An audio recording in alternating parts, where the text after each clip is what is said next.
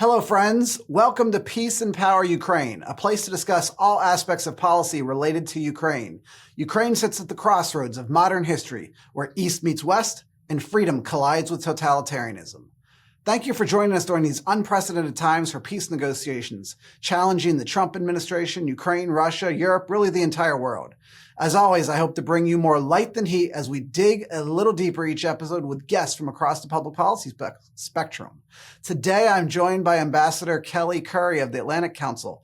Ambassador Currie is a non-resident senior fellow jointly affiliated with the Indo-Pacific Strategy Initiative of the Scowcroft Center for Strategy and Security and the Freedom and Prosperity Center. Ambassador Currie is a founding partner of Kilo Alpha Strategies, a boutique geopolitical advisory firm. In addition, she currently serves as the adjunct senior fellow with the East-West Center and on the advisory boards of the Spirit of America and the Vandenberg Coalition. Throughout her career in foreign policy, Ambassador Currie has specialized in human rights, political reform, development, and humanitarian issues. With a focus on the Indo-Pacific, she was unanimously confirmed in 2017 as a representative of the U.S. to the United Nations Economic and Social Council as the alternative representative to the UN General Assembly. So a lot of amazing positions, and I am so glad to have my friend. Welcome, Ambassador. Thank you, Gary. It's great to be with you. It's good to see you. Indeed. Well, let's hit some headlines. I know that our friends in Russia right now are still smarting from this Pearl Harbor-like surprise attack that the Ukrainian military it really used to great effect to impact their strategic bomber fleet and really degrade their ability to deliver, I think, for decades to come on security. How impactful do you view this attack on Russia? What kind of changes might we see after this? Well, this is actually not just an attack on Russia. I mean, it certainly was to great effect an attack on Russia and a very clever and very sophisticated use of drone warfare and hybrid warfare, which Ukraine has come to specialize in over the past few years. But this is also a revolution in military affairs in many ways. This is a new way of war that we are all seeing in real time develop. The use of these platforms in this way surprised not just the Russians, but surprised, I think, even American military planners. And I think it probably surprised the Chinese military planners and others who did not really see this coming. And so I think that this is a huge event. I think that we will look back and see this as a turning point, not just in the war, but also in how we as the United States think about planning for our own security. I think it will have an effect on our discussions around the Golden Dome air defense system that the president wants to hold out. I think it will have an effect on our discussions about port security and our own ability to manage the goods that are coming into the United States and the containers that are coming into the United States. We are aware that the Chinese do have a platform that is able to fit into a ship container. We have also been working on modular platforms that are able to be transported in a shipping container. And so this is, but our platforms are much more, I would say, fixed than the kind of thing that the Ukrainians put together here. They're more systems and less this kind of freewheeling, improvisational and heavy use of AI and drones kind of package that the Ukrainians put together to carry out this audacious attack.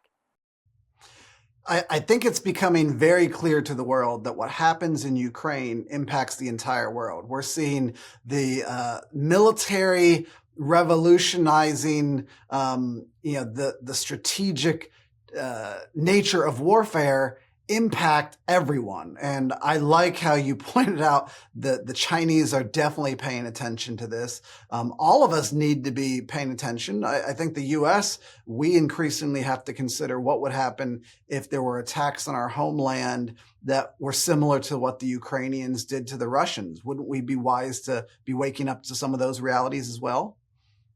Absolutely. We have millions of shipping containers coming into the United States on an average day or moving around the United States. And many of them are brought into the United States through Chinese shipping companies, in particular Costco, which is the Chinese overseas shipping company that has very close ties to the party state, as does every Chinese industry, especially strategic industries like shipping. And so the idea that this is not anything to do with us is crazy. We need to be very clear that we were already working to establish better port security and better visibility into what was coming into the United States through these shipping containers. We do not, we inspect only a small fraction of every shipping container that comes into the United States every day. And Homeland Security and Customs and Border Patrol were working to elevate the number of containers that they are doing spot inspections on and to use technology to do better inspections because they had an incentive under the tariff regime to do so. It created a financial incentive for them to have a better understanding of what was coming into the United States. Now we have a security reason to do so as well. And so I hope that we will see Customs and Border Patrol really double down on some of the efforts that were already underway that I have heard from them that they have already started to put in place to try to increase the number of containers that they are inspecting. But at the end of the day, we have to be much more vigilant. We have to empower all of our port workers and everybody to understand the nature of this threat so that we are able to guard against it.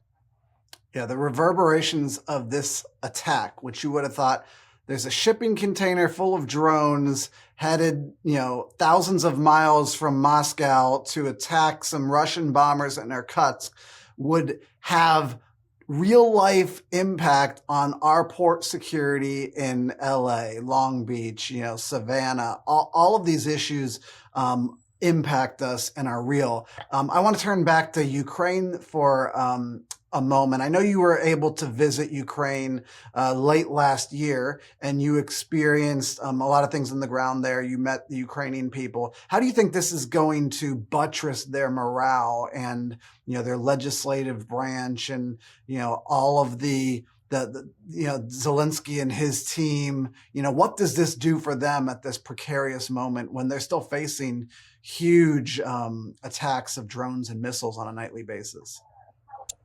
Yes, I think that last year, 2024, was a little bit of a demoralizing year for the Ukrainian people because counteroffensives and other activities that the military was engaged in did not, in most cases, go as well as the military planners had hoped and expected. And I think that there was a lot of concern coming into the new administration about the stability of supplies from the United States. I think that the spring has been a very trying one for the Ukrainian military planners and the Ukrainian political leadership, as well as the people, to try to understand what kind of support they were going to be able to count on from the United States.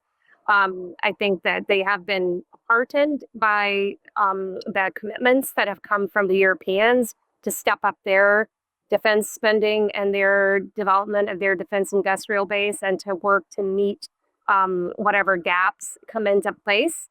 But I think that this couldn't come at a better time for the Ukrainian people and for their leaders to get back some morale and to have this sense that they are capable of punching above their weight again, which is something that I think that there's a saying in military planning that quantity has a quality all of its own. And Russia is just able to move so much more mass onto the battlefield, whether it's personnel or munitions. And they have the help of North Korea and China. And so they were starting to grind down. But the creativity and the innovation that the Ukrainians continue to show and that they continue to be able to surprise us on the battlefield shows that they are in this fight. They're not going away. I think that was a very strong message. It even impressed Donald Trump, this attack did. And so I think it was an important thing to lift the spirits of the Ukrainian people, because will to fight is so important in any battle, as everyone knows. Yeah, President Trump admires strength and the willingness to fight. I remember at one of the most precarious moments in his first term as president, you had this huge domestic policy fight over Judge Kavanaugh being elevated to the Supreme Court. And really, for Trump to stand by him in the most difficult moments, it took that Judge Kavanaugh, standing up and fighting and going on Fox News and fighting for his career, fighting for his life. And this president has to admire the fight that he has seen out of the Ukrainian people. And not only that, we then have the other good news of, President Trump and his administration have entered into a minerals deal, and building an economic partnership now with Ukraine. So we have that to add on to give the Ukrainian people something else to be positive and optimistic about. Yes, I think that minerals deal was an important development. I think that there was a lot of confusion about what that actually would mean and how that would impact the strategic thinking around this. But it does bind the Ukraine and U.S. together in a way that I think is very important and has long-term implications for our willingness and ability to support Ukraine. The other thing that I think is really important to think about, especially as we are seeing the chokehold that China is putting on critical minerals, that Ukraine can be a good partner to the United States in that. And as you said, one of the things that Trump admires, and I'm a Georgia Bulldog, so we have a good saying down in South Georgia that it's not the size of the dog in the fight, but the size of the fight in the dog. So Yes. to see Zelensky come out swinging, to see this kind of thing, it did impress the president, according to many reports and that I've seen. So I think that while I think he's also, the other thing that I think has changed for the president in the past 6 months is that he has a much different source of information about what's happening in Ukraine. He is getting information directly from the U.S. intelligence agencies, from the State Department, and from sources and from the Ukrainians themselves that are not filtered through the Russian propaganda apparatus and not shaped by that very, very heavy active measures effort that Russia has been engaged in since for decades now, but this specifically since the first invasion of Ukraine in 2014, and then again intensified after the full-scale invasion in 2022 to really shape the information environment here. And so I think that he sees the situation more clearly now than he has at any time over the past 3 years. Ambassador Currie, I'm recording from Capitol Hill right now, where I was in meetings in the Capitol, and one of the discussion points is really about what's going to happen maybe in the U.S. Senate first, where Senator Graham has a bill with 81 co-sponsors to push forward on very impactful sanctions on the Russians. And at one point, it sounded like President Trump said, "Hey, give me the tools," and almost invited maybe that bill to come his way. Speaker Johnson jumped in and said, "Hey, I will support that. I'll take that up in the House if necessary." Are you encouraged that maybe that's going to be the next step to send some more encouraging signs from the United States to our friends in Ukraine? Well, I think that after the president spoke with Vladimir Putin, he did walk back a little bit in terms of wanting to have some more give things time to fall out after the very successful drone attack. He acknowledged that Russia was going to have to respond to this, which is, in military terms, a reasonable and rational thing to acknowledge and to understand. But I think that there are a couple things that I think are very important to drive forward the sanctions legislation and make it more effective and more likely to be used effectively by the administration. One, the Europeans need to move forward on their own. They've taken some steps recently. They just did a new tranche of sanctions on their own. But in that tranche of sanctions, they did absolutely nothing to deal with the fact that China remains the primary supporter of the Russian war effort and the indispensable partner to Putin in this war. And so I think that because the United States isn't and shouldn't go further than the Europeans are willing to go. And we need the Europeans to actually lead on this. This is true not just on sanctions, but also on the defense industrial base issues that the Europeans are working toward. And that's point number two. They've made a lot of statements and a lot of promises. We'll see what happens coming out of the G7 and what happens coming out of upcoming NATO discussions. The signs are very positive for European defense spending and reindustrialization of their defense industrial base. But until, words are words, we need to see action from the Europeans, both on sanctions and on defense spending and rebuilding. Yeah, absolutely. I think that's an imperative. All of this is connected with China's misbehavior as well. Another headline coming out of the Hill today, we had a hearing where Joint Chiefs of Staff Chairman General Dan Kane was there along with Pete Hegseth. Kane told senators that he does not believe that Russian President Vladimir Putin would, quote, stop at Ukraine if he succeeds in overtaking the country. That's a marked contrast to maybe where there's been some typical ambiguity from the president. Lindsey Graham asked Pete Hegseth whether Putin would stop at Ukraine in a series of rapid fire questions. And, Pete Hegseth said that remains to be seen. So those were some of the latest clarity moments that have come on Capitol Hill. Any surprises there on what you've heard? No surprise. I think that with Raising Cane, you've got a military professional who understands the nature of the threat and sees it very clearly. He has been around the block a few times and knows exactly what's going on, understands the Kremlin's military doctrine, understands what they are about, understands and has read deeply on this subject. One thing that our military does with our senior 5 officers and senior officer corps is they are among the most highly educated people in the United States, I would say. They are sent to study wars, study peace, study negotiations, study international relations very deeply to help them be able to do their jobs as strategists and planners. And so it doesn't surprise me that he is clear-eyed about the nature of what Vladimir Putin's intentions are.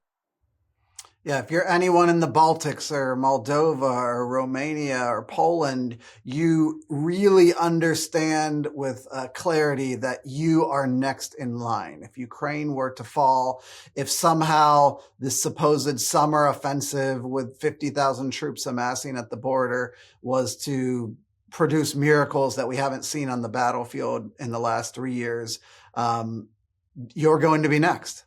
That's the concept of Russian Empire that's going to happen. Those countries understand it very clearly. That's why you've seen them leading the charge, especially Poland and Romania, in terms of both spending and leadership in that way, but also in engagement in Washington and the Baltic ambassadors. Those ambassadors have been true in their military leadership.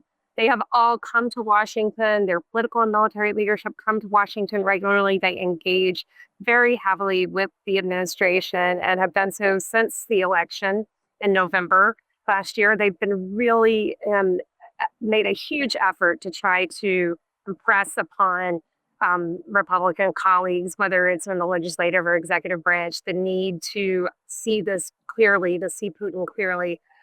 I think they've had an impact. I think that especially now with new leadership in Poland, that's a new conservative leader in Poland, you're going to see even more impact coming out of Poland's, because there is no dovish, there is no defense dove in Poland. That's not a thing.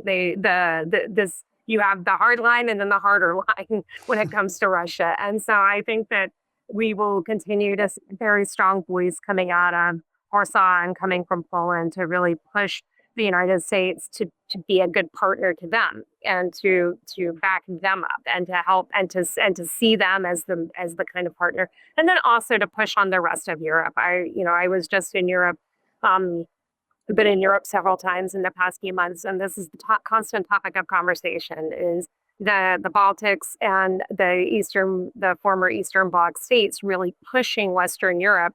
And again, also you saw a very friendly meeting with President Trump and Friedrich Merz, the new Chancellor of Germany, who is a very, very different person from his predecessor. He opposed Nord Stream 2 in the first instance, was was in total alignment with President Trump on that issue from the beginning.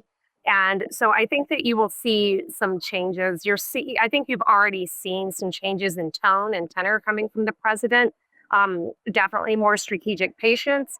I think that some of that has yet to filter down to some people in the administration. And so we will continue to see that develop. I think that also this war has proven much harder to end than the president expected. And so I think that he now has a much greater grasp of the strategic situation. And a big part of that is due to our European allies making the case consistently and persistently with the White House. Yeah, I think that's right. And we're seeing with clarity that when the Russians come to the table, especially just recently in Istanbul, with a peace proposal, it's really just an ultimatum of all of their worst case demands put upon the Ukrainians, and it doesn't amount to any serious effort at peace. And I think that the Trump administration's coming wise to that fact. Would you agree? Yes. And those demands go beyond the Ukrainians, actually. They make demands of others too, which is beyond the scope of the negotiations, right? So they're making demands on NATO, they're making demands on Ukraine's defense partners, they're making demands on other European countries that are far beyond the scope of any kind of bilateral negotiation, even one that's been being hosted by Turkey or the United States and brought together through other NATO allies. But to make these kinds of demands that are outside of the scope of the present conflict it's really, again, it's very aggressive. I think that every time they show up at a negotiation with a ridiculous set of demands instead of prepared to negotiate, they make the president and his team more frustrated, and that will have an effect. It will, there's, again, it's just a matter of time, I think, before everybody is very clear on what is going on here. Yes, I know that you've appreciated getting on the ground intelligence and experiences to inform you. I'm headed back to Poland and the Baltics and then Ukraine again in July myself. And there's nothing more valuable to giving you the kind of experience talking to people that are involved on the ground. And what do you take from your time in Ukraine last year? What was crystallizing for you first and foremost that you learned when you were in Kyiv? I think that the level of innovation was really, it's something that you know about in the abstract, but when you see what they're doing, it's a different thing. Also, the commitment of the people to defend their way of life, to defend their distinct culture and their distinct identity, their language, their freedom and their religious beliefs, their democracy is still very deep.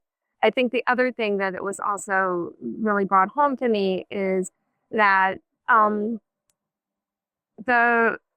they've done a remarkable job of keeping the war in the East. And but the most recent offensives from Russia have brought the war back to Kyiv. It's brought the war back to people who had a little bit of a break, I would say, due to the fighting being heaviest in the East and the effectiveness of the air defenses over the major cities. And so it's going to be a real challenge when those air raid sirens are back on every day, when the drones are back in Kyiv every day and having effect, dropping payloads in civilian areas and in heavily populated areas. I think that's really going to continue to challenge the will of the Ukrainian people, but I do believe that will is extremely strong, and that their desire to remain an independent and free country outside of Russian control and to manage their own affairs and manage their own sovereignty will continue to steel their resolve to keep this fight going.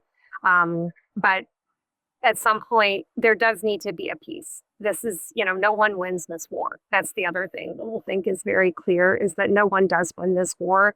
And so the only way, though, that I see Putin coming to the table in a meaningful way is if he is dealt a serious blow and pushback where he realizes that no one wins this war. He has got to come to that decision.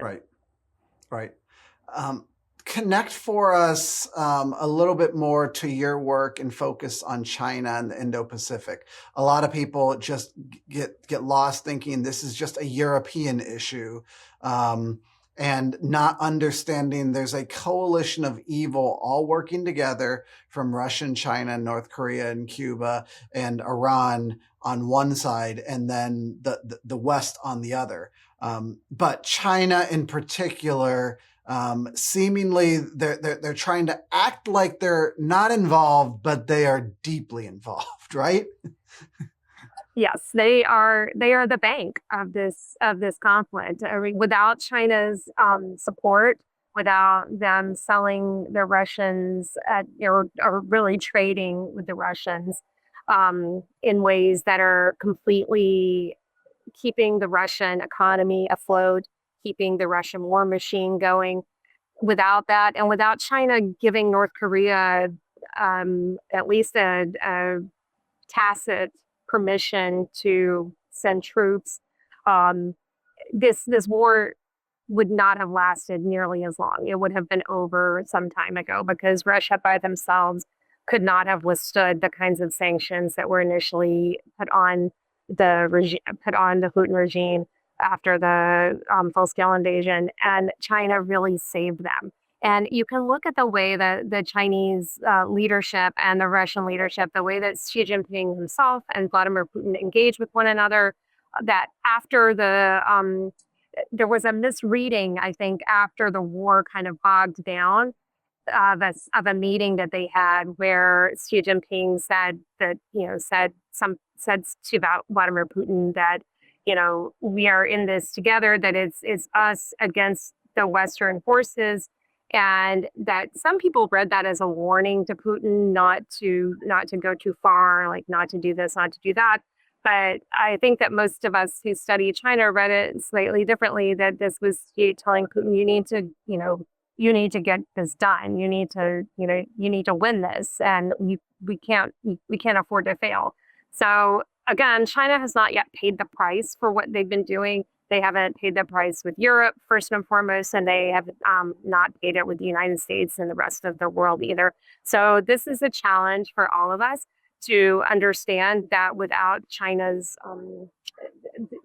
doing all sorts of offtake agreements, for instance, where they are taking Russian minerals and refining them and then sending them back and reselling them for the Russians, and doing trades with oil and gas, and then also the technology trade that is going on. That is a two-way street. I think that this is really important. The Russians get the drone technology and the motors and the batteries from China, and in exchange for that, they are giving China things that China needs for their defense modernization, whether it's submarine technology, nuclear stockpiling technology, things that China is weak in, Russia is strong in. And so there is a real, China is definitely the senior partner in this relationship, but they are definitely benefiting from Russian expertise in areas where they themselves have not been able to, they don't have the same level of experience and expertise. Great points, Ambassador Currie. We stand at a civilizational moment, I think. You've described, China being part of this coalition and challenging the West and all that we in the West stand for. And whether you're new to our audience or not, hopefully this is becoming clear that this is a civilizational fight and conflict that is at our doorstep. And if we don't wake up now, it might be too late before we do wake up. If there's one thing you want to leave us with as we close out today, maybe adding to that point or something that we haven't already discussed, what might that be, Ambassador? Well, I would just remind everybody, both in the United States and in Europe, that these are not separate theaters. Anybody in Europe that thinks that they can leverage China against the United States on economic issues to, deal with that doesn't like the Trump trade approach, and thinks that we'll just expand our economic cooperation with China. That is the exact wrong approach. And same here, that we need to the idea that we need to, and again, Europe does need to pick up the slack. There's no question about that. But the idea that we can just wash our hands and walk away from this and that it won't have any effect on our ability to defend the homeland is also just completely misguided. And so there is no one theater. We are in Cold War 2.0, or maybe even a continuation of Cold War 1.0. If you consider the Chinese Communist Party, that Cold War was against communism, not necessarily against the Soviet Union, and that just because the Chinese are now carrying that banner. So this is a theater of Cold War 2.0 and this continuation of civilizational conflict, and we need to recognize it as such. That is a great place to end today. Thank you, Ambassador Currie, for being with us. And thank you to all the friends that follow Peace and Power Ukraine. We will see you next time.